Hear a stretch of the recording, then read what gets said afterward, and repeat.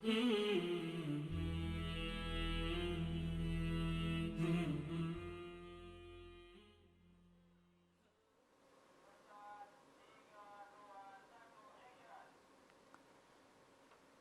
yang dimuliakan Allah Subhanahu wa taala, kita masuk kepada statement terakhir ya, dan sudah kita jelaskan tentang ya penggunaan kata-kata Rabb ya. Kalau dia dinisbatkan kepada dhamir mukhatab, pada lawan bicara sebagaimana dalam hadis tadi, itu tak boleh. Tapi kalau kepada suatu isim zahir ya, kepada selain ghair adami, fa in kana li ghairil adami fayajuz, ya, isim zahir yang bukan kepada manusia, ya, umpamanya kitab, ana rabbul kitab, saya pemilik kitab, itu boleh ya. Tapi kalau kepada manusia, ada umpamanya di sini seorang laki-laki ya, dan laki-laki itu dhamir mukhatabnya ka, saya mengatakan kepada dia ana rabbuka, salah, ini enggak boleh. Tapi kalau kepada kitab, ana rabbul kitab, ini boleh. Karena rabbul kitab di sini pemilik. Ya, kan, dan rabb pada jika dinisbatkan kepada laki-laki ya, kepada manusia, itu enggak boleh karena hadisnya jelas. Kemudian masalah berikutnya adalah hukmu qauli sayyid. Apa qauli sayyidi? Hukumnya kita mengatakan sayyidi. Boleh enggak kita mengatakan sayyidi? Maka di sini ada dua keadaan. Keadaan pertama adalah min qibalis sayyid li mamlukihi, atau min qibalil mamluk li malikihi. Yang pertama apabila seorang majikan mengatakan kepada budaknya, atau sebaliknya budak mengatakan kepada majikannya, maka ini boleh.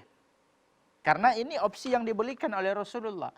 Jangan seorang majikan mengatakan kepada budaknya at'im rabbak, berikan makan atau siapkan makanan untuk Rabbmu, maksudnya majikannya.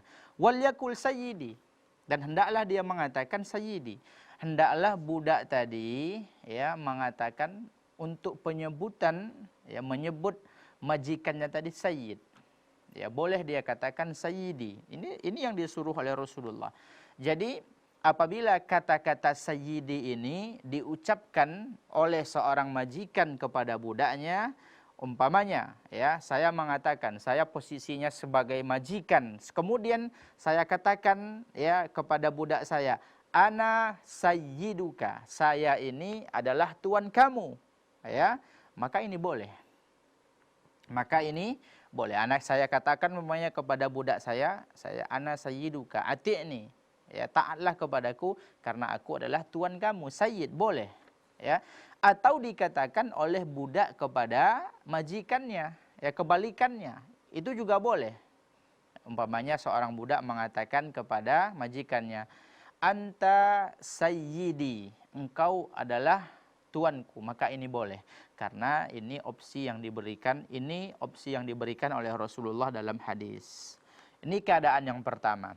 Keadaan yang kedua, menggunakan kata-kata sayyidi ya selain kepada budak. Artinya bukan pada dua tadi, bukan seorang majikan kepada budak atau bukan seorang budak kepada majikan.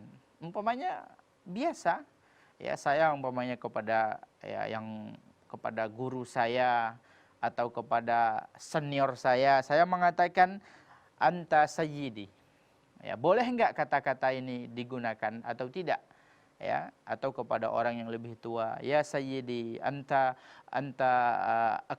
akramuna, ya, wahai tuanku, engkau adalah orang yang paling mulia di antara kami. Padahal saya bukan budak dan dia juga bukan majikan, artinya sama-sama merdeka. Boleh enggak kata-kata ini? Kalau antara budak dengan majikan, ini sudah jelas, sudah diperbolehkan dalam hadis. Nah, sekarang yang kita bahas yang kedua ini adalah penggunaan kata-kata sayyidi ya antara sesama. Maka ada dua pendapat.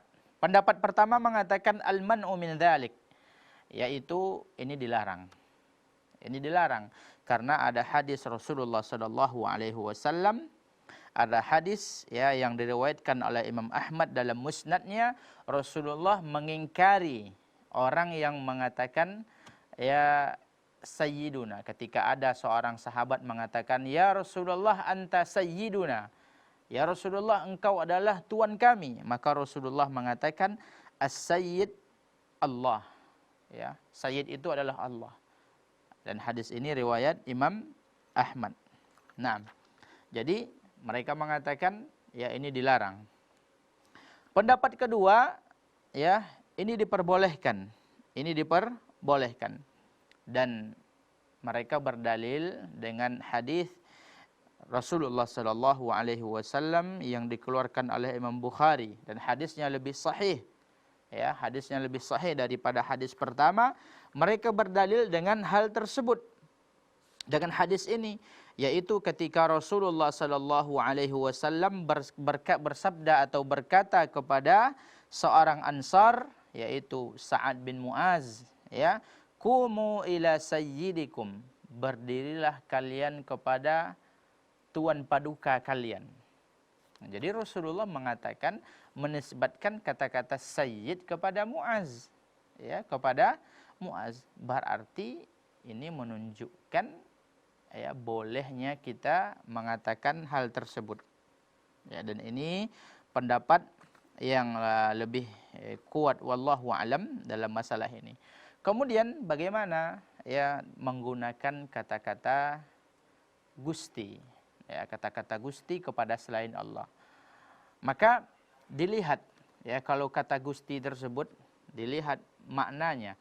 Kalau seandainya Gusti tersebut adalah kata-kata yang khusus untuk Allah seperti Rabb, maka hukumnya sama dengan Rabb.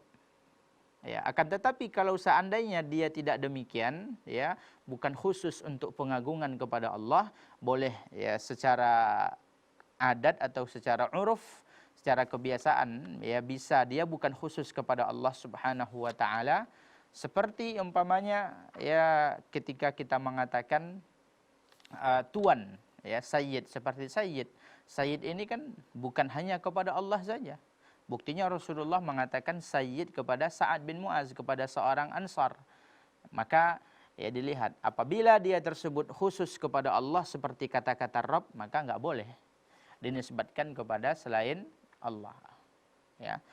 Namun bila dia tersebut luas maknanya seperti sayyid, yang dia tersebut boleh dinisbatkan kepada ya orang lain, kepada manusia, maka hukumnya sama dengan sayyid tadi. Sebagaimana kita jelaskan, dan pendapat yang kuat dalam masalah ini wallahu alam, boleh saja anta sayyidi, ya, engkau adalah tuanku.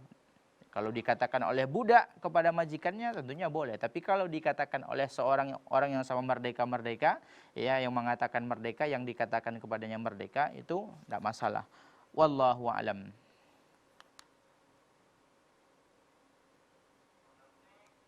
Ya, baik sahabat keluarga muslim dan sahabat Radio Arisalah yang dimuliakan Allah Subhanahu wa taala.